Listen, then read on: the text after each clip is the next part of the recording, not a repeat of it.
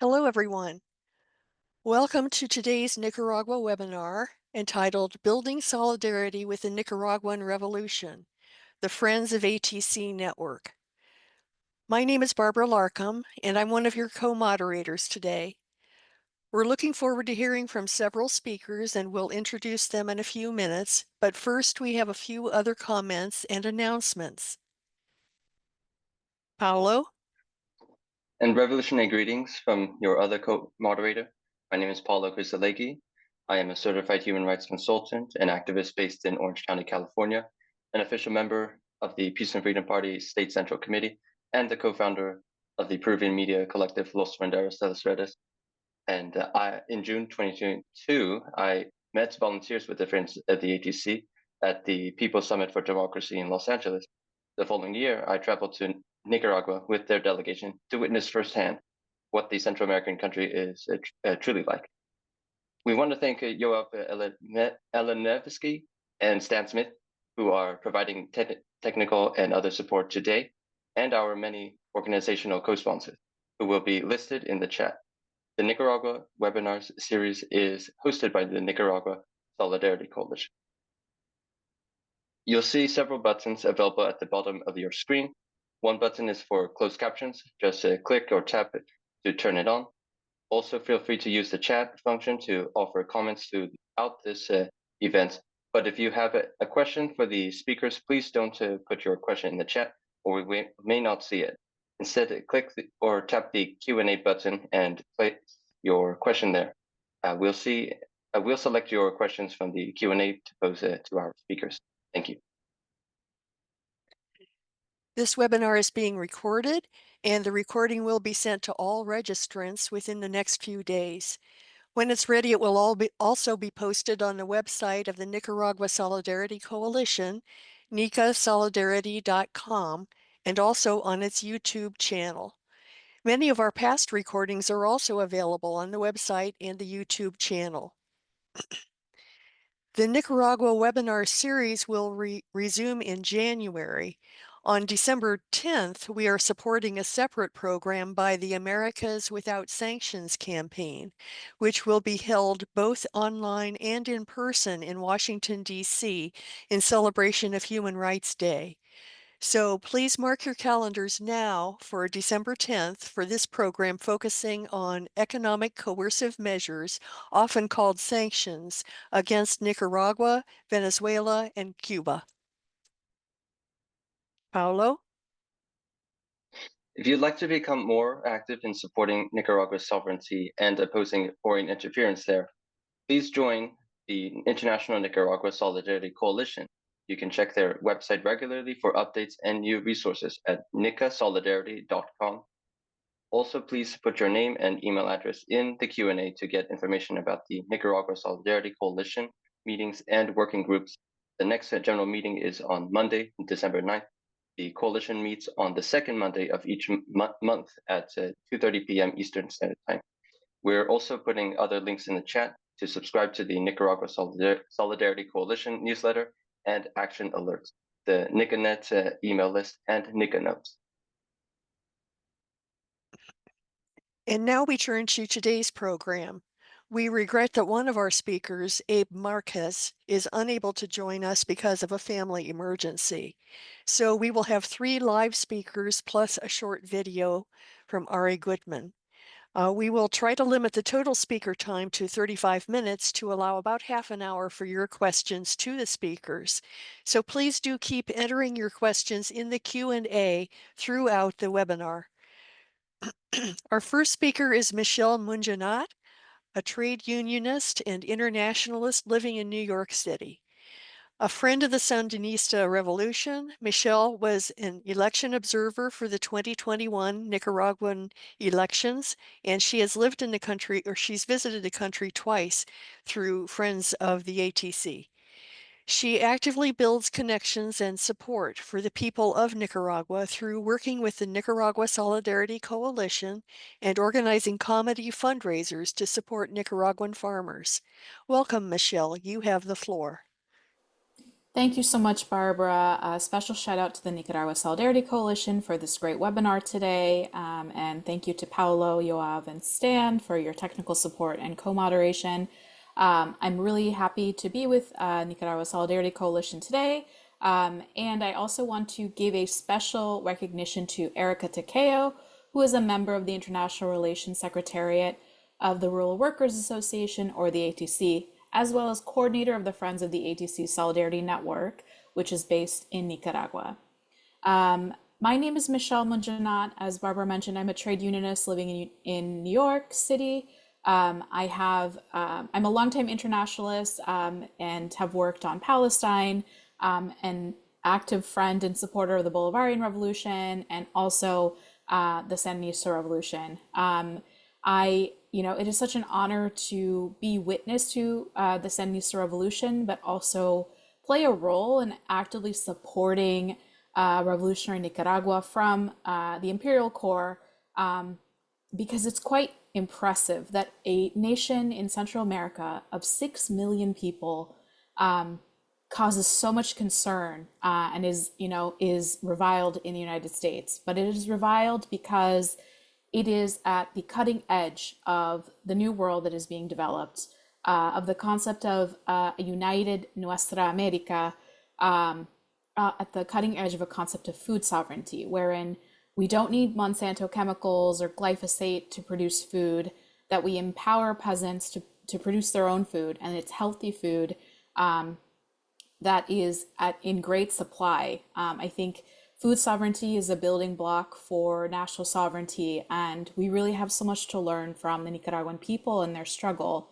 And so I'm here today to talk a little bit and introduce the Friends of the ATC, which is a solidarity network of the Rural Workers Association in Nicaragua. The ATC was basically founded in the 70s alongside the Sandinista Revolution. And it is a peasant organization that helped build and defend the revolution when agrarian reform was introduced in the 80s.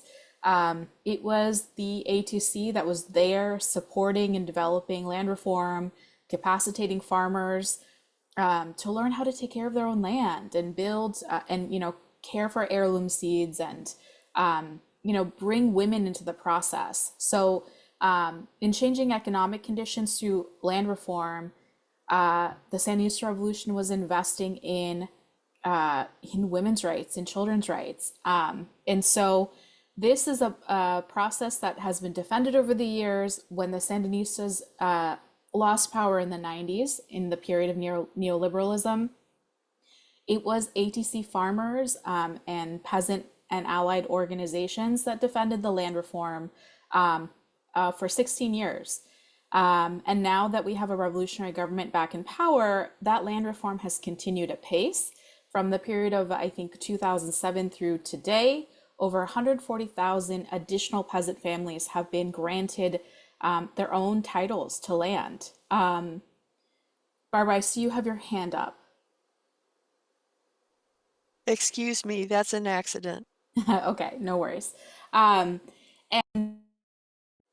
so there's some really incredible things happening in Nicaragua, and it is, led through a revolutionary government and also through peasant organizations like the Friends of the ATC.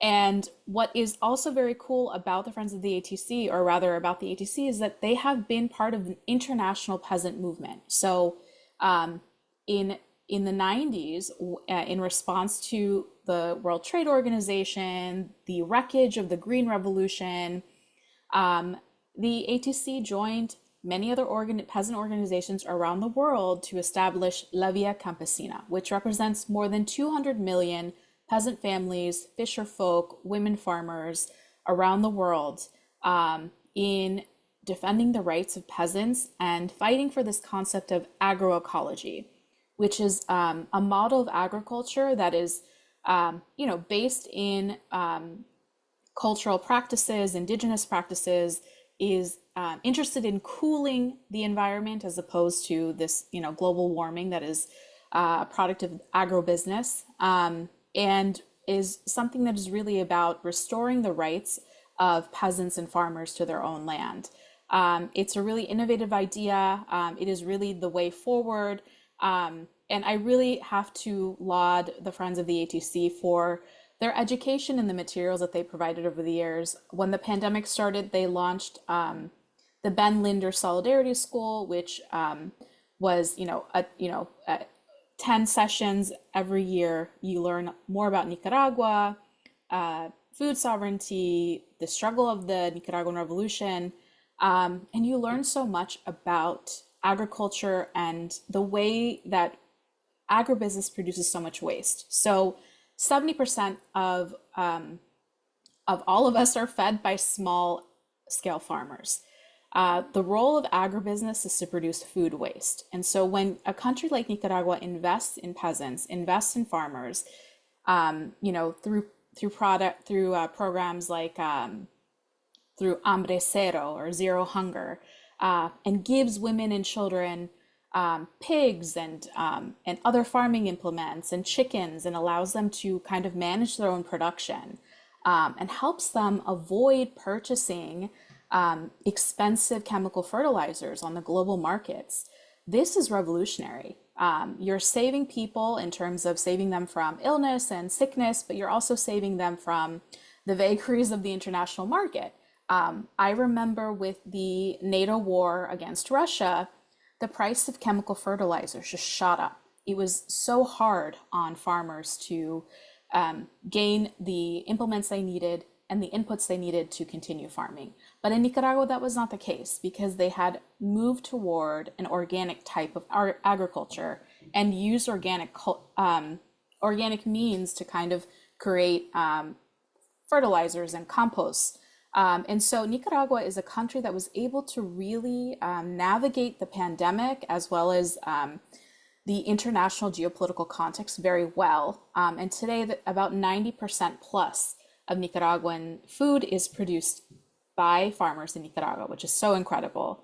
That's a little bit of background in terms of the ATC and the Friends of the ATC. I would like to kind of highlight the network, the solidarity network of the Friends of the ATC. This is a network that is really focused on North Americans and others throughout the world to build solidarity with the Nicaraguan Revolution and to support them through what will be increasing challenges from the global north.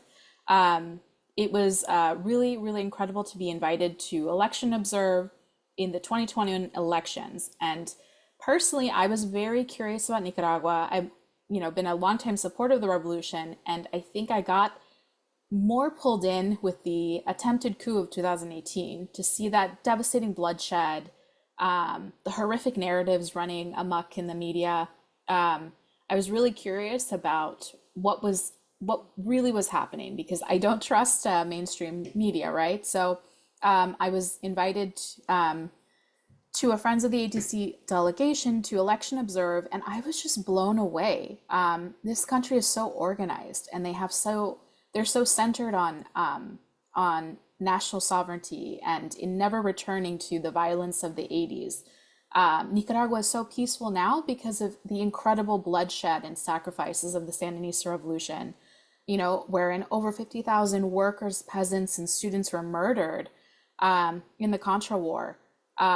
So if Nicaragua is at peace today, it is through great sacrifice and great commitment, and through a process of rebuilding, hospitals, schools, educational centers, and really responding to the needs of the people.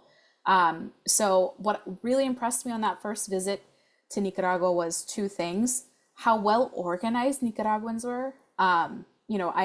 We had visited the Santa Julia community in El Crucero, the Gloria Quintanilla Women's Cooperative, which is a cooperative that produces many different types of food, especially coffee, which is an export crop.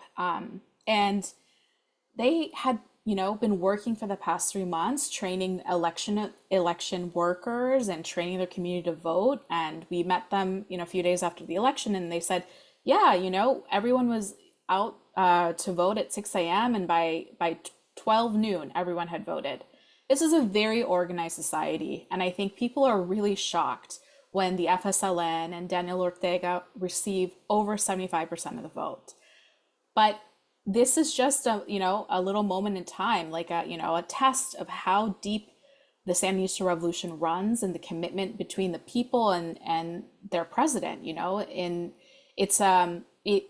I think in the United States we're shocked to think that someone could have so much support, but really this is hard-won support. And Nicaragua is a place where, as I say, el pueblo manda, so the people are in charge. El pueblo es presidente, and you really feel that. So I was really impressed to see the level of organization politically in Nicaragua. But the other thing I really think is important about the Friends of the ATC network is they're bringing working class, BIPOC North Americans to a revolutionary country like Nicaragua. And not only are they building solidarity with Nicaragua, but they are facilitating and strengthening the bonds of solidarity between North American organizers. So you are going to hear from folks like Paolo, who had a chance to visit, but also my friend Ari Gutman and Alvaro and Angel, who are also on the call. All of us recently went to Nicaragua, and we connect with each other, we learn from each other. And so our solidarity networks within North America are being reinforced in addition to within Nicaragua. And that's just an incredible thing. I love that Revolution Nicaragua is so invested in other people as well. And that also leads me to a project called the IALAs, which are like agroecological institutes that are established throughout Latin America. There is an agroecology school in Chontales, which is a department in Nicaragua, established in 2018, and it brings Nicaraguan peasants as well as other Central Americans and others from Latin America to study agroecology. And I think that's just so revolutionary because you're bringing people from Honduras, from El Salvador, from the Dominican Republic and other places to revolutionary Nicaragua to help them develop their own pride as peasants and people who, care for food systems, and also learn about a revolution. And so when these people return to their countries, they are, they're building from a revolutionary mindset. And so it is really a beautiful investment in the future of the hemisphere that these projects exist. And then, I have one minute left, so if I can leave you with anything, I just think that we have to reflect on the fact that Nicaragua is such a safe place, safe for people, but also safe for women and children. That is through the economic transformations that have happened through the Nicaraguan Revolution, the Sandinista Popular Revolution. Agrarian reform began in the 80s, and Nicaragua was a machista society under Somoza, but with the land reform, women were empowered to fight back and defend the gains of the revolution and defend the gains of agriculture. And so through a steady process, women and children have been empowered. It's really beautiful to see, So I think all of these developments of the Nicaraguan Revolution are something that we should learn more about, investigate, and think about, why it is such a safe society and why it is at the cutting edge of what our new hemisphere will look like. And so it's always been a pleasure to visit Nicaragua. I hope to continue visiting the country, and I will turn it back over to Barbara. Thank you so much. Thank you, Michelle. I'll turn it over to Paolo now. Yes. Thank you, Barbara, and thank you, Michelle. As we learned from your insight, the revolution is composed of people from all sectors of the poor and working class, but especially for Nicaragua's case, the campesinos from the agricultural sector. Next, we have a video message sent by Ari Gutman. Ari is a Buenos Aires-based master's student studying China linkage policies who interned with the Friends of the ATC whilst living in Nicaragua for 4 months in 2021. He is an organizer with the Bethesda African Cemetery Coalition, a Maryland-based organization combating Black cemetery desecration and erasure in the United States. He makes regular visits to Nicaragua with the Friends of the ATC, and initially developed an interest in the country whilst learning about the FSLN's commitment to anti-imperialist struggle and national liberation. Yoav, please roll the video now. Thank you.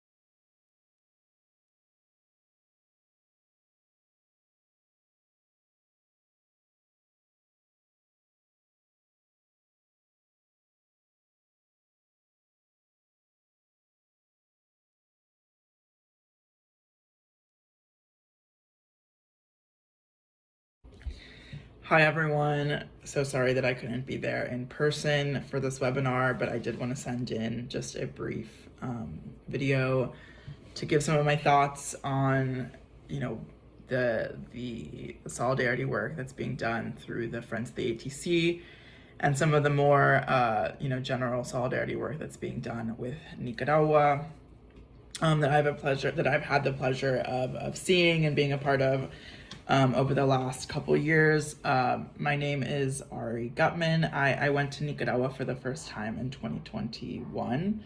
And I went on for the purpose of being on a week-long delegation with the Friends of the ATC, and then fell in love with the country and the ATC and the folks there. And so I decided to stay, doing an internship for almost 4 months, a little under 4 months. I've since been back at least once a year.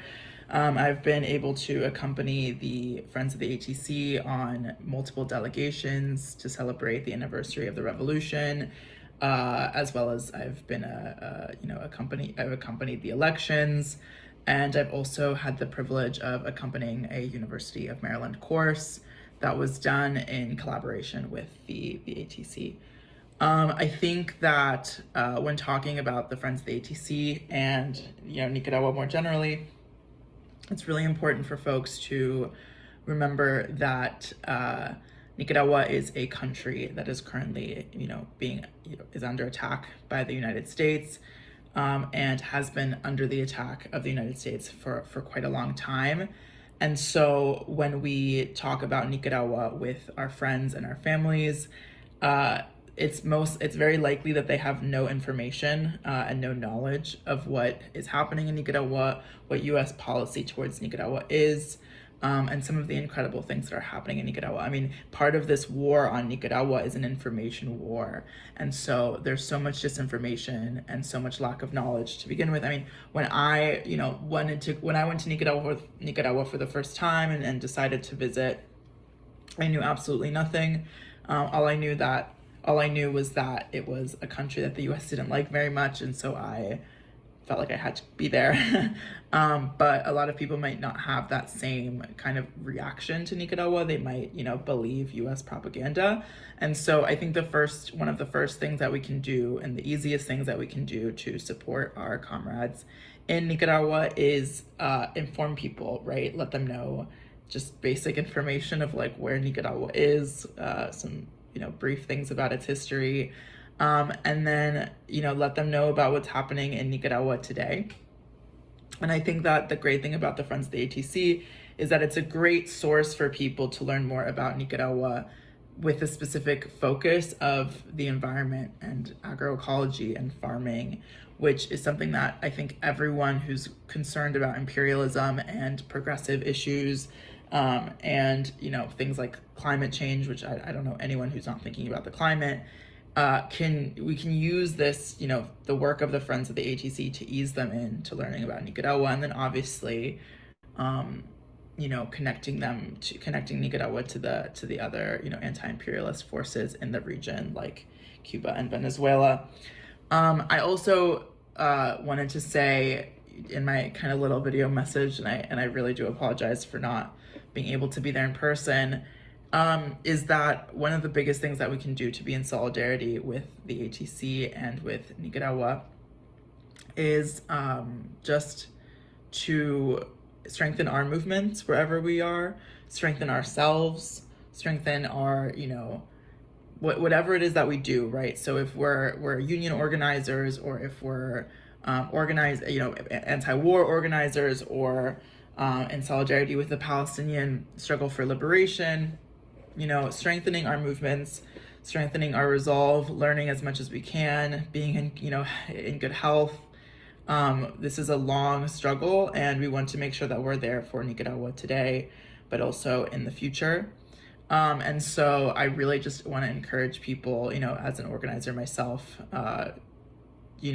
to focus on the issues that you're organizing around now, but find a way to bring in Nicaragua, right? Because it's so easy to connect, Nicaragua and Sandinismo and the struggle for socialism in Nicaragua and the anti-imperialism of organizations like the Friends of the ATC and, of course, of the Sandinista Party to the other issues that we're organizing around today. Because if we want to live in a world that is free of poverty and violence and war and misogyny and racism and colonialism and all the isms that so much, and rightfully so, Nicaragua is a leader in this struggle, and we have so much to learn from them, and we have to be strong and think about the long term.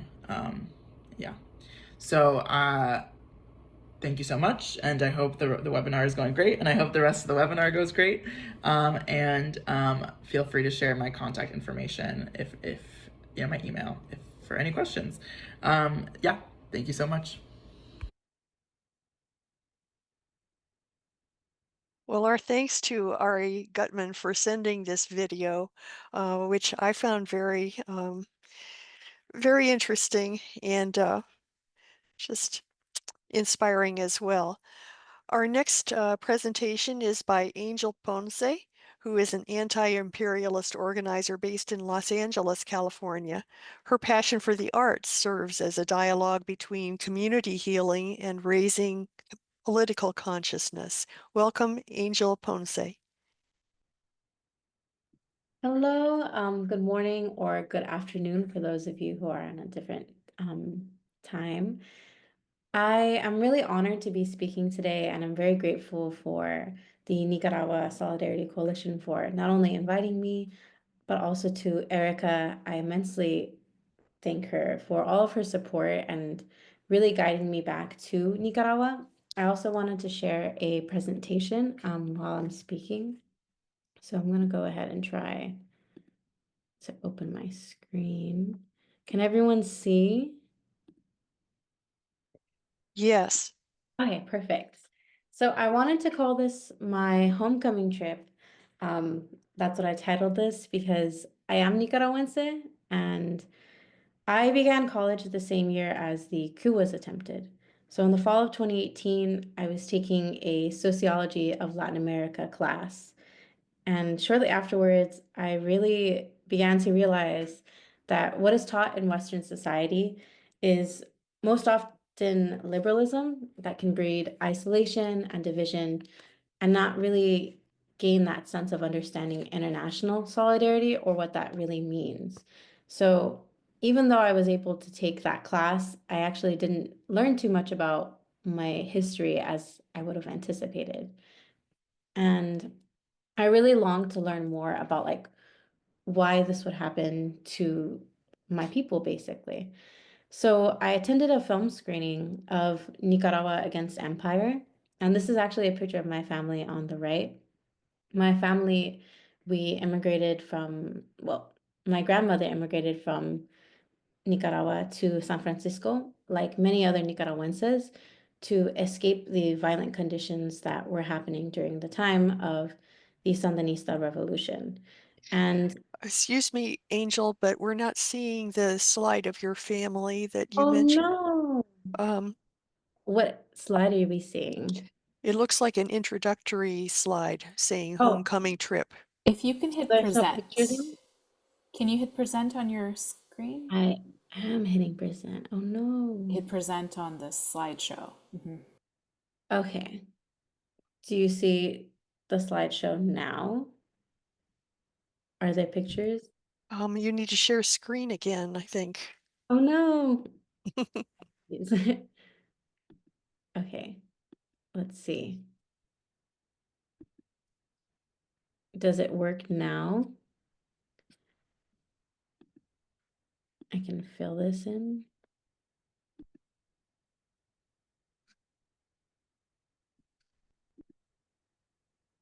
Right, hit the present right there. Is it showing up? You need to hit present down at the bottom, that present purple button. Oh no, I did hit it. Oh, I'm not sure what's happening. If it's too hard, you can stick to the way that you were Okay. and just scroll through the slides. Yeah, I'll just scroll through them. Thank you. Okay. But as I was saying, many Central Americans from El Salvador, Honduras, and Guatemala all came to the US to, well, I can't generalize, but many came to the US to escape violent conditions that were happening in our home countries. And I think about how this is really due to imperialism. And when individuals leave this country, sometimes they believe that the American dream will be real for them. And often they're met with violent conditions by living in the US. They're met with poverty, they're met with unstable housing situations, and really understanding how the underdevelopment of Nicaragua is causing us to be quote unquote more developed. But then I began to think about, what does that really mean? So I was very fortunate to go to Nicaragua this summer in July with my partner, and he's pictured here on the slides as well. And growing up, I also knew like about our cultural foods because my grandma always made gallo pinto, nacatamales, cafecito con pan. But I really wanted to understand um, really more about the Sandinista Revolution and its impact on Nicaraguenses who did stay during that time. So I'm going to go ahead and go to, so this is the documentary. I'm not going to play it, but this is really what inspired me to reach out to the Friends of the ATC. I was very fortunate to meet my friend Ramiro, and he helped coordinate everything that we really did. So these are some more images as well. And I think about how much of an immense privilege I have of being able to go back to where my family is from and being able to really build solidarity with the folks who are organizing with the rural farm workers in Nicaragua. And I'm deeply inspired by everyone who I met, their discipline, their intelligence, and also their kindness. And in being in Nicaragua, I realized how much political consciousness everyone has in so many different areas that we went to. We went to Niconohomo, which is the area for Sandino, where Sandino was born. We also were able to stay with the Gloria Quintanilla Women's Cooperative. And through that, I learned about the struggles of women in Nicaragua and really how they were able to still gain political education and advocate for their sovereignty, despite the neoliberal time in the 90s. And so being in Nicaragua made me really realize that a better world is possible, and we are able to build that with one another. We also went to Tepe, which is where my family is from. Sorry, I'm like trying to get through the slides. And I was very fortunate to go to the Instituto Agroecologio Latinoamérica. I really admired the way that Nicaragua teaches their students. I think that they have such innovative classroom curriculum because the students at this school not only attend class, but they're able to have reciprocal relationships with the land because they're working directly with the plants. They're working directly with the cows and the lives of the animals that live there. And so I really admired the models of their teaching and even just the public infrastructure of Nicaragua as a whole, because I think about how villainized Central America can be when their public infrastructure, like their bus stops have roofs. And even in Los Angeles, there's so many bus stops that don't even have like shade for people. So I think about how intentional everything is in Nicaragua. And I really aim to continue understanding the the interconnectedness of our struggles due to these systems. And then, oh, okay, let me continue. We were also able to go to the Parque Palestina, and through being in Nicaragua, I realized the relationship that Nicaragua has with Palestine, but also with other anti-imperial nations as a whole, because we were able to hear from different representatives of many other nations speak about the International Court of Justice against Israel right now. How much time do I have, by the way? Sorry, I can't see the chat since I'm presenting. I think you have about 1 minute, Angel. Okay. So, in this last minute, I did want to share a picture of my bestia who I was able to meet. Before I went to Nicaragua, I was talking to my grandma and I was asking her about where we were from, and I really wanted to reconnect with our family. But my grandma, unfortunately, had lost contact with her sister, and it was through the ATC that I was able to find her and be able to reconnect with her and really learn about her experiences having immigrated to the US, but having came back to Nicaragua, and what she thought about the conditions in both places. So it was really beautiful. And I also was able to understand more history because I learned that the FLN in Algeria really inspired the Sandinistas. And the Sandinistas also, in turn, inspired many of the folks in the Zapatista movement in Mexico. So I think about how interconnected and really integrated all of our struggles are, and how important it is to be able to understand, especially from those who are facing what we cause within the imperial core. And then I'll stop sharing.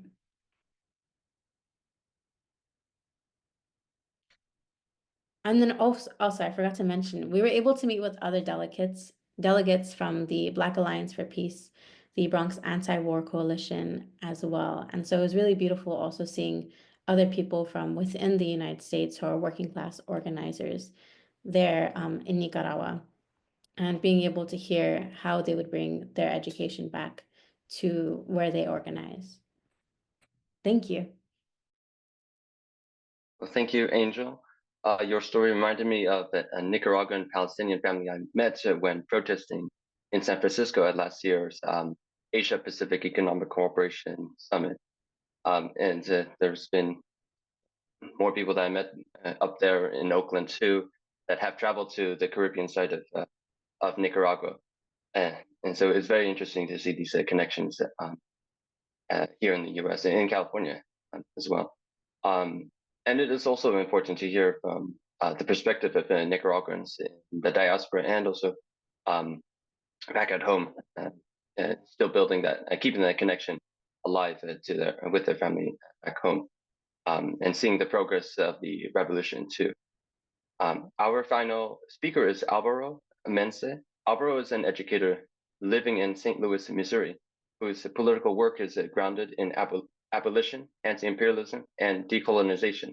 Alvaro worked at IALA in May 2024 after connecting with the Friends of the ATC whilst living with maternal family in Nicaragua as a part of his language recuperation journey. Alvaro Mense, you have the floor. Thank you, Paolo. And thank you, Barbara, for inviting me to be a part of this webinar. My time at Yala Ixim Ulu was among the most meaningful and affirming experiences that I had during my time in Nicaragua. And for that, I'm immensely grateful to the Friends of ATC, and like Angel, especially grateful to Erica for connecting me with Carlos and the rest of the staff at Yala Ixim Ulu. I met Carlos on the evening of my first day at Yala Ixim Ulu, and we had a thorough conversation about the social and political context that informs the Institute's pedagogy. Carlos shared that the Institute understands their work as a way to prevent the destabilization and depopulation of rural communities in Nicaragua and Central America more broadly, by working to repair the harm of the cultural genocide of the so-called Green Revolution. On the eve of beginning their fourth cohort, the Institute has focused their education efforts on young people because, one, they've found young people to generally be more open to learning a new way of cultivation, and two, that in Nicaragua, the young people in rural areas are often inheriting their parents' land without the knowledge of how to work and live off of the land, and thus are often choosing to sell it, or sometimes choosing to sell it. Carlos was particularly excited to share with me that one of the newest Yalas was being built in the Dominican Republic by a graduate from Ixtamulu. And during my time at Yala Ixtamulu, it was abundantly clear that Carlos's pride in and attention to teaching was shared by all of the other staff members. Kind of as Angel was mentioning again, I had three main tasks while I was working at Yala. The first was milking the cows, the second was caring for the pigs, and the third was helping prepare plots of land or plots of earth for planting. For me, a typical day at Yala began in the morning with Adrian and Carlos at like 5 a.m. milking the cows before selling the milk to a local farmer who would then turn the milk into cheese. We would then break to eat a morning meal prepared by Arlen before I would then go to join Johanna to care for the pigs and work to prepare the fields for planting. After lunch, we would return to the fields or help monitor the cows as they grazed before retiring to rest until dinner. My journal from my week at Yala is filled with a kaleidoscope of different thoughts from the quiet and very tired moments before dinner, ranging from the lighted entries like pigs love to bathe or cows eat mangoes to some of the more practical tips that the staff would share with me throughout the day, such as when milking the cows, even though gentle sounds and talking are more soothing than touch generally, if the cow is seeking out touch, lean into it. Working with Johanna to care for the pigs was also a tremendous opportunity to see how the Institute's practice of agroecology ties each part of the farm together. Each morning, a local farmer comes to pick up fresh milk, and which they then in turn sell directly or turn into cheese. And in return, Yala receives the leftover water from the previous day's cheese-making process. I visited during the dry season, so there was less food available just generally for the animals on the farm. And so it was really important that we actually had this calorie-dense water to mix with leftovers from the kitchen and nutrient supplements to feed to the pigs. I really liked the pigs, but each pig had their own pen, each of which had a bottom of like 6 inches deep of sawdust. And the sawdust was beneficial for everyone. For the pigs, it relieved the stress on their joints. For the humans, it neutralized most of the odors. And for the earth as well, because the pig's bedding is changed every couple months, and the used bedding is dried and bagged and used as fertilizer. To close, I wanted to share something that has continued to guide my political work since leaving Yala. During dinner after my first day of work on the farm, Carlos shared with me that in his view, solidarity is more than money. It is also sharing in the work. And for my part, I found that sharing in the work, whatever that work may be, is indispensable to forming meaningful, effective, and lasting relationships. Bueno, gracias a todos y todas. Thank you, Alvaro. And thanks to all of the speakers and to Ari for sending in his video. I'm going to ask all of the speakers now to please turn their video on and to be prepared to unmute yourselves as well, because who knows who's going to answer which questions. And in some cases, a couple of you might want to answer a question. Thanking all of the speakers again, I'm announcing that we're now moving into the question and answer portion of the program, and Paolo and I will take turns in posing questions to the speakers, which are chosen from among those posted in the Q&A by all of you. So I'll turn it over to Paolo to ask the first question. Right. So we have a question from an anonymous attendee who's asking if an American with experience with agroecology was interested in visiting Nicaragua to learn about and possibly contribute to it directly, what would be your recommendation? We could have any particular person. I think Alvaro would be a good person to answer here.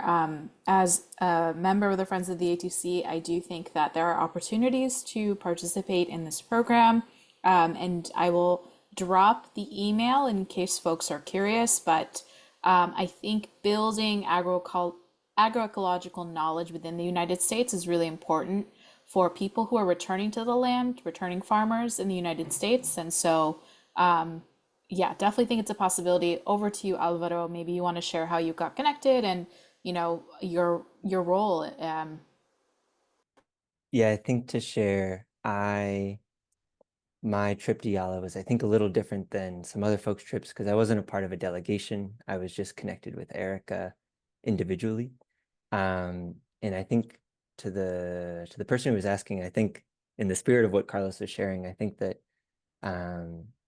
solidarity in the form of showing up to genuinely work and to learn from and to be a part of the Institute is very welcome.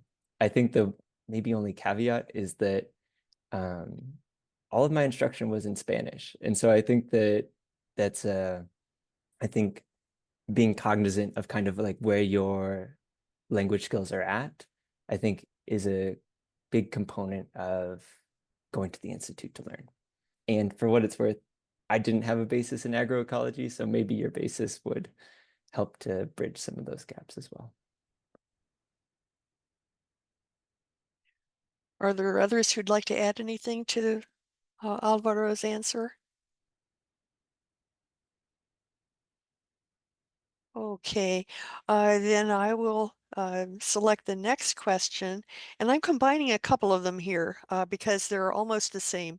What are the best sources for current information about Nicaragua? And where can we learn more about the Sandinista Revolution? Well, there are many sources, of course, but I happen to think that the Nicaragua Solidarity Coalition and its website is aspiring to be a very good resource for all of you. So if you can go to nicasolidarity.com, you can find a lot of information there. You can look under the resources tab, or you can see many of our videos and so forth.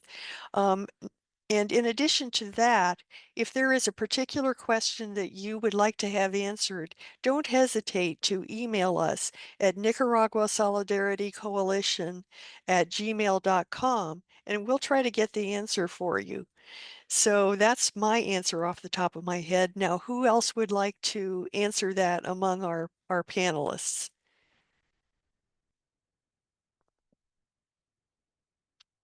Do you have other resources that you have found valuable as you were learning about Nicaragua? Michelle. Thank you so much, Barbara. I definitely want to promote nicasolidarity.com. It's a brand new website that was a labor of love by many in the Nicaragua Solidarity Coalition. Friends of the ATC is revamping their website, so that that should be available soon, but they also have a great Instagram account if you want to see updates in real time. I also want to shout out Resumen Latin America, which is a another source in English language that you can subscribe to their weekly newsletters. I think it's a great source on the projects in Latin America, including Nicaragua. Okay, thank you. Paolo? Yes, I'm gonna ask the question posed by Jill. Will Friends of the ATC be having a webinar on the impact of sanctions on rural people in Cuba, Nicaragua, and Venezuela? She believes that there is supposed to be one around a Human Rights Day, which is December 10th. Thank you.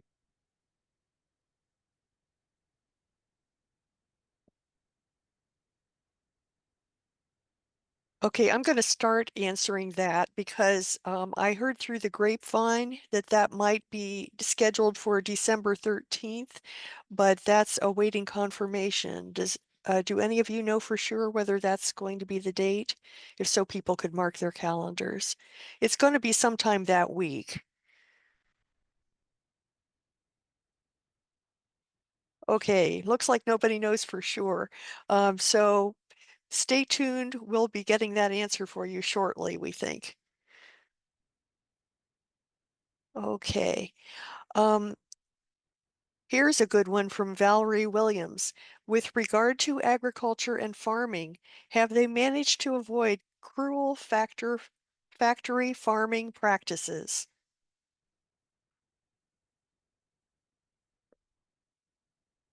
Okay, who would like to answer that?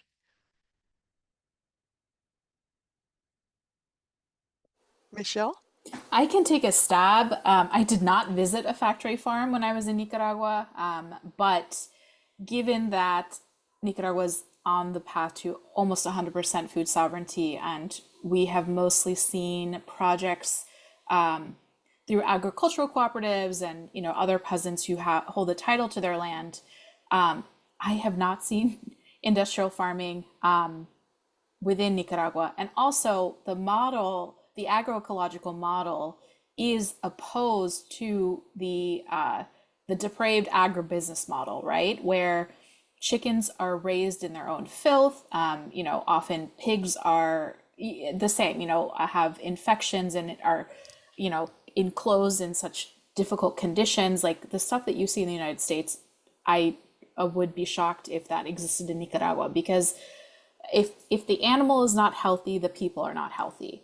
There is such an incredible metabolism between the seasons of the land and the people, right? Like, all these plots of land are cultivated by hand a lot of the time, right? So the farmer knows which input to add, which chemical, whether it's nitrogen or something else. They have such a deep knowledge of the land, and it comes across in the regional variety in the food and in the flavor of the food. It is something that is so incredible. So I would just say that the model of agriculture in Nicaragua is so opposed to the agribusiness model within the United States that I don't think factory farming is an issue. If Alvaro or others wanted to add in, from your experience, please do share. I can share just a tad from my personal experience. Obviously, like what journal noted, like we were giving the pigs pretty regular baths, and I don't think I've seen happier pigs. And then I feel like maybe just one other tidbit that I found really intriguing was that the way that Adrian and Carlos would talk about the cows that we were caring for, there would be a regular dialogue where we'd be trying to parse out what a particular cow wanted. And regularly, like Adrian or Carlos would be like, ella quiere something. And I think I just found it really fascinating, I think like the attention and care that went into them, and I think the way that they even spoke about the animals. Angel? Yeah, I feel the same way. When I was on Yala, I was also thinking about like agro business in the US and how much it differs, because even eating fruit in Nicaragua tastes completely different. Like I had pineapple from the farm and they just grabbed it and we rinsed it off and I ate it and I was just like, oh my gosh, why does it not taste as sweet? And I just think about how many chemicals we use in the United States. Um, and I also do have like my notebook with me as well. And from being there, like there's such a relationship between like cultivating the crops and also making sure that they're rotating and complementing everything really. And in at least like industrial farming, from my perspective as someone who I'm not really involved in that industry, so to say, but I was interested in like biology when I was younger.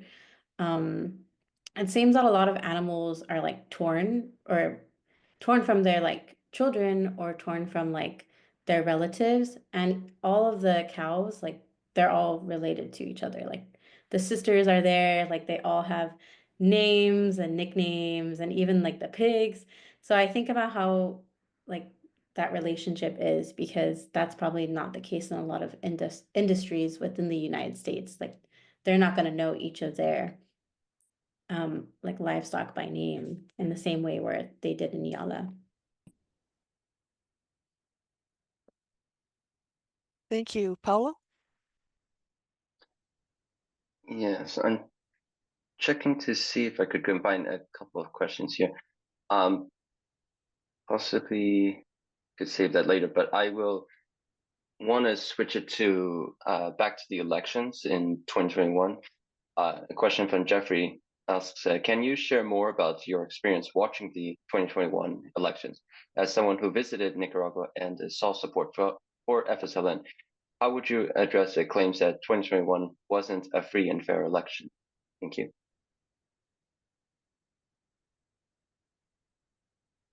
I think I'm the only election observer from 2021 on the call right now, but Ari was also there with me. I think we have to also lay the context. Post 2018, the coup attempt, the government really realized that we had a generation of people who had grown up in the revolution and they had gotten comfortable. They had no idea that in the 60s and 70s, the women of the Gloria Quintanilla cooperative in El Crucero were living in like plastic housing where you couldn't even stand up inside the housing.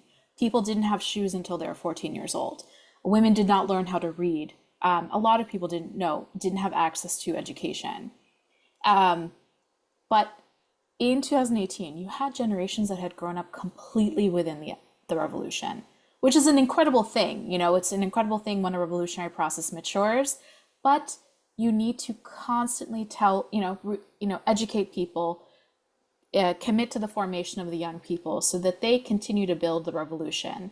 And so that was a good moment in time for the government and the FSLN to think about reinforcement and offering specific courses and education for young people, including cultural courses. So there was a lot of reinforcement that happened post 2018. And in a revolutionary process, we have to look at crisis as an invitation to metabolize contradictions, but also come back stronger. And I would say after 2018, the FSLN came back much stronger. And so they were rebuilding support. They were bringing on youth through these new youth initiatives. And from what I had witnessed when I visited in 2021, there was so much work happening at the grassroots level, community level, to build that support for the Sandinista Revolution. And so it was a free election. We can have a meta commentary that no election is really free under U.S. sanctions, but this is the will of the people. They chose to reelect the Sandinista government. I think they won by a wide margin in every single department. It was a beautiful thing. When I saw those results come in and I saw the leadership of the ATC they were in tears because they had suffered an incredible, difficult period in 2018. And through hard work, they were able to shore up the base of the revolution. And outside commentators do want to say, it's impossible that they have this much support, but that's really a reflection of how undemocratic their systems are. They can't imagine the people actually being in power. And I do remember, a commentator saying, the Sandinista was projected to win over 70%. That's impossible. But then seeing the election returns, you're like, you can't make up results like this. You can't. This is actually, we have to actually understand that this is a very popular government. And so I think that's kind of what I would share. They have to participate in elections, but the election isn't the beginning and the end of a popular and democratic revolution. Thank you, Michelle. I would like to add something to that because I also was observing the elections in Bilwi in 2021. And so those of us who were in Bilwi, I guess there were 10 of us who were there. There were visitors and observers in several different departments, but in any case, we visited 4 of the different voting sites. And of course, at each site, there were many different rooms and people were assigned to rooms depending on where they lived. It was a geographic kind of thing. And my comment again, similar to what was said earlier, is Nicaragua is so organized. And so well in advance, like I think maybe a month or two at least in advance, they had everybody's name who was eligible to vote posted on the side of the room so people could check to make sure that they were registered and available to vote. And then on the day, they had volunteers who would check people in, say they would, show their ID and so forth, and say, oh yes, you're registered, you go to room such and such. So then within the room itself, and we were allowed to go into these various voting rooms. So we got to see a lot. And so there were representatives from various political parties who were there monitoring to make sure that things were on the up and up, so that they were watching one another. And so then they had paper ballots. They were given their paper ballot. They had a private place that they could go to fill it out and then put it into the ballot box. And then from there, what happened was a true chain of custody of those ballots, so that there was at no time a time that anybody could cheat in terms of throwing a ballot box away and so forth, because they had people watching at every step of the way. And they counted the ballots both in the room and then in the whole voting station, as well as then transferring the votes in to the larger well, to the national level and other levels, so that at each level then the votes got counted, tallied, and so forth, to make sure that the tallies were all adding up. So for all those reasons, plus the fact that the results were very consistent with the pre-election polls, there was no reason to think that the elections were not free and fair. It was obvious to everyone, and people were very happy with, I think on the whole, with how they turned out. So that's my observation to add to everybody else's. Okay, there's a question here that is more general, but I think it's probably a good one to ask. It's from Fiona McGowan, asking whether the speakers can say ways. She's asking for 3 ways, but let's not count. Let's just say, for each of you, are there some ways that the ATC and Nicaragua generally inspired you? If each person could say 1, 2, or 3. Okay, and just each of you just go ahead and speak out, okay?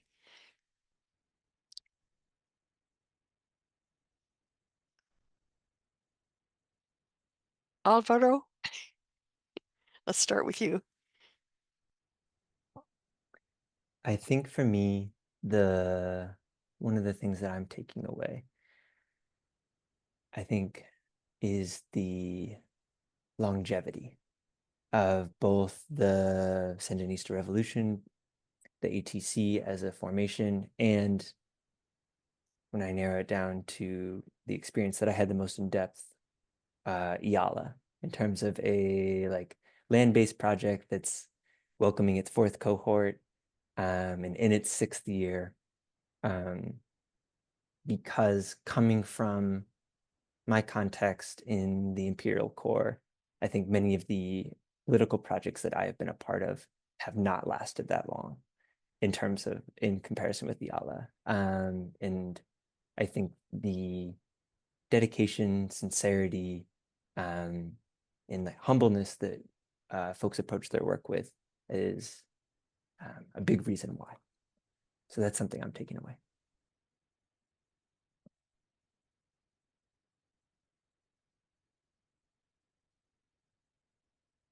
Who else would like to speak to this question?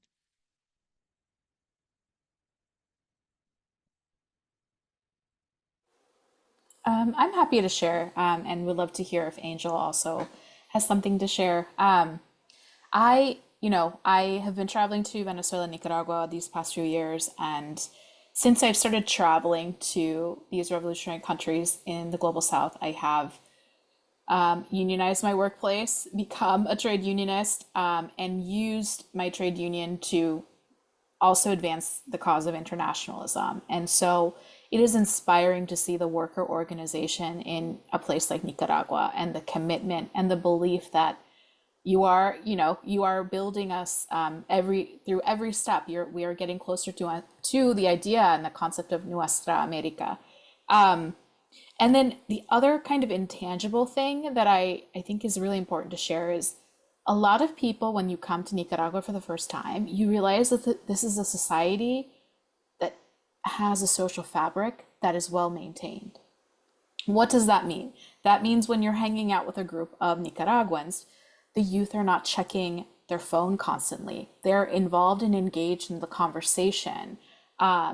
People often say, I don't feel like I need like any alcohol or I need to smoke or anything because the experiences with people are filling me up. And this is something that is a product of revolution. Can we conceive of such a revolutionary society and such a revolutionary community?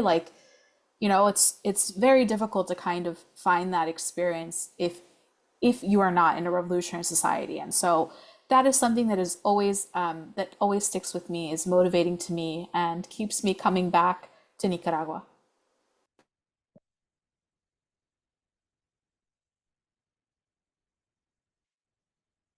Angel, anything further? Yeah, I'm like reading through my journal as you were all speaking. And one thing that I wrote was respetar el proceso, which means respect the process.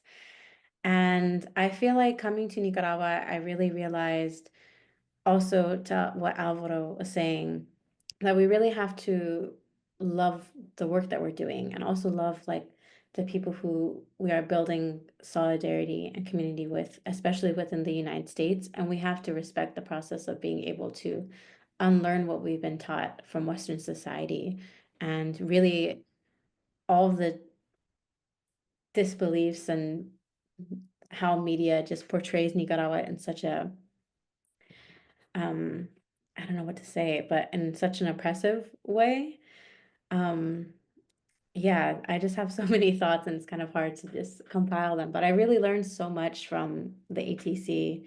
And also one of the women that we met in the cooperatives, she was talking about like how they advocate for themselves. And she said, voy a comunicar la problema.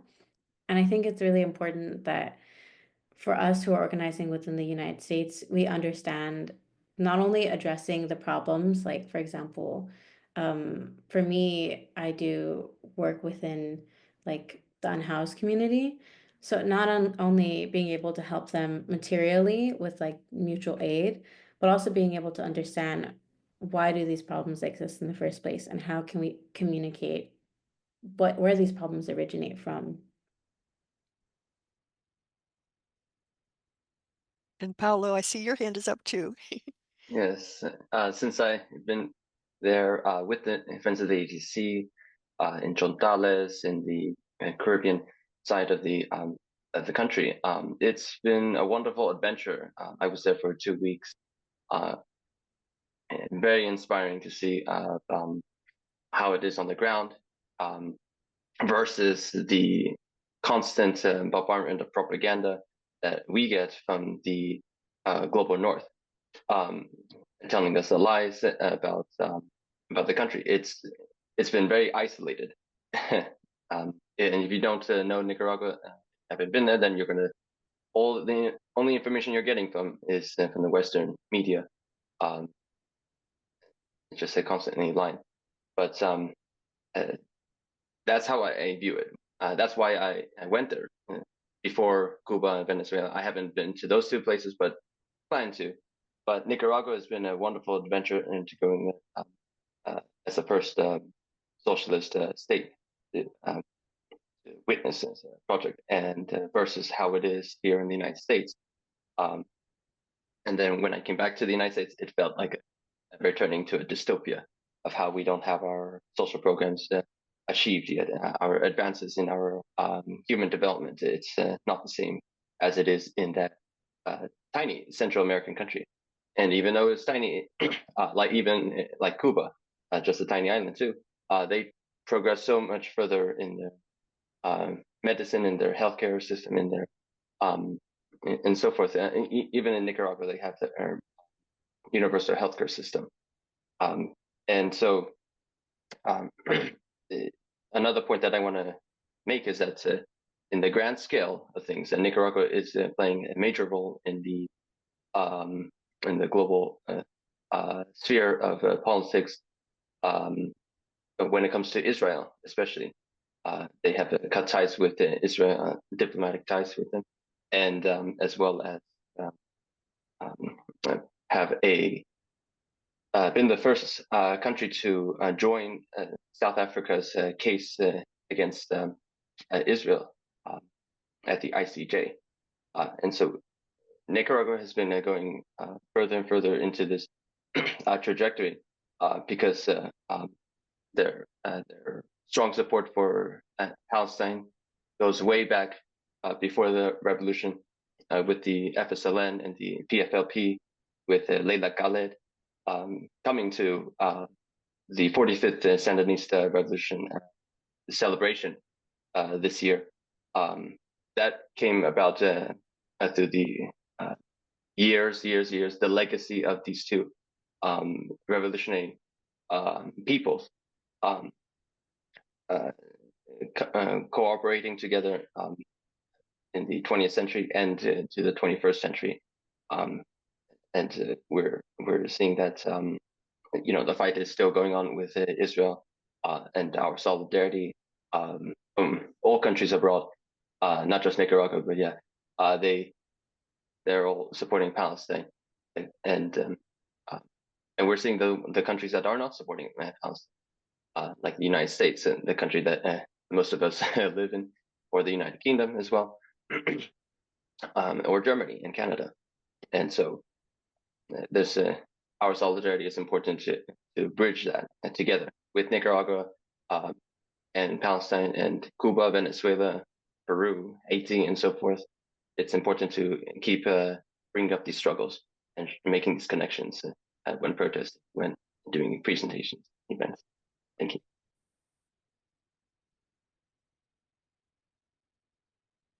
And I would just like to add to what Paolo was just saying, because as I mentioned at the very beginning of this webinar, next month, during the time of Human Rights Day is on December 10th, but there's also going to be a Human Rights Week, and many actions will be taking place then. And so those will be featuring both sanctions. There have been sanctions on 3 of our countries in the Western Hemisphere, as well as on Palestine. And so the events of that time, which we're participating in very actively, will be surrounding that. And so be looking for a lot of news and things to participate in, both on December 10th, as well as on actions surrounding that entire week. Okay, so I think we're nearing the end of our webinar, and so I'm wondering whether you all would like to have a final word, each of you. So this is your time to offer any thoughts that you haven't had a chance to offer yet before we close. So let's do this in the order, I think, of Michelle, Angel, and Alvaro. Okay, and then Paolo and I will close out. Thank you so much to Barbara and Paolo for moderating, and for Nicaragua Solidarity Coalition for this webinar opportunity. I would just say to the audience and anyone watching the webinar recording is, don't miss out on an opportunity to know more about the Sandinista Popular Revolution and the new world that is being built brick by brick in Nicaragua. Just as the news media has lied since the start of the Zionist project, and so many are confused about what happens in Palestine, every revolutionary country has the same narrative going against it. So there is so much hope and inspiration that is coming out of Nicaragua. I will continue to support this revolutionary country and its people, and I encourage everyone to visit if you have not already.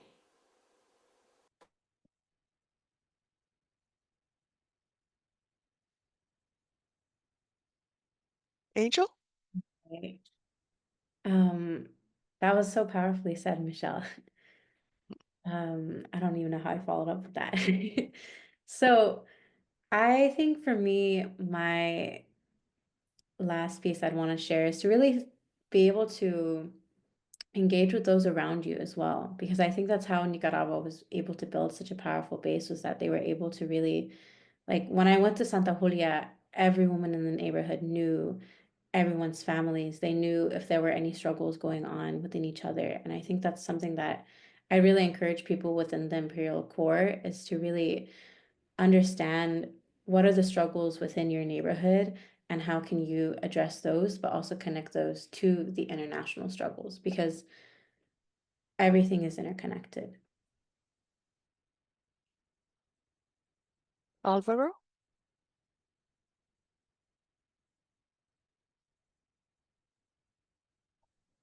I had something and it escaped me. But I think that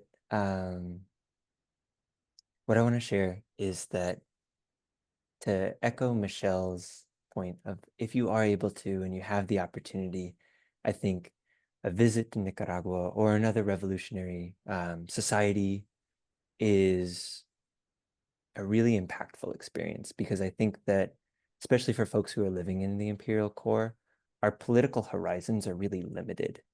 And the experience of being visiting, and if you're able to, like, taking part in working in a revolution, is the sort of experience that you carry home with you. And that is, I think, a really key building block to meaningful and effective play.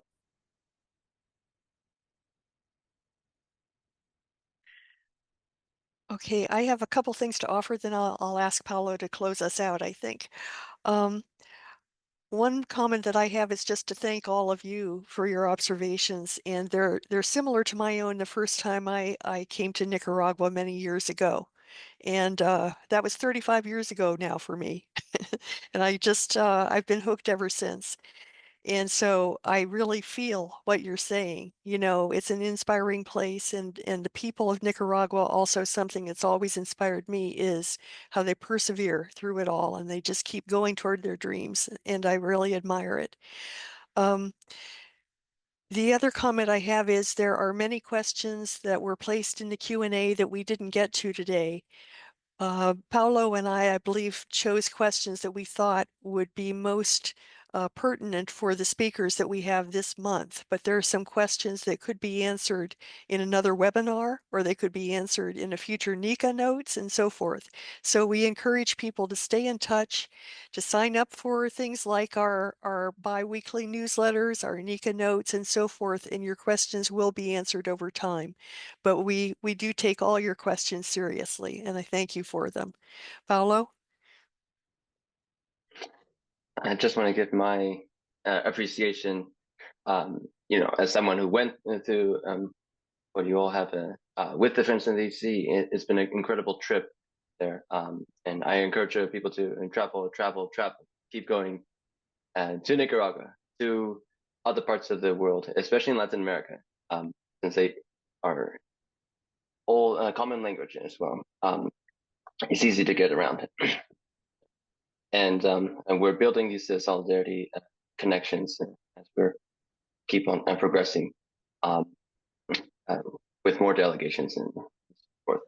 And another special appreciation to Erica Takeo, her family, the people who are part of the delegations who volunteered as the guides, as the interpreters, as the traveling people who helped us to travel around in the on the carreteras. And so everybody plays a role in the revolution, as how we witnessed over there. And it's just super incredible to have this talk on the Friends of ATC, especially. And I encourage people, our audience, to go out there. It's for young and old people. And also thank you to our tech team. Okay, thank you, everyone. We'll say goodbye for now, but stay in touch. Thank you.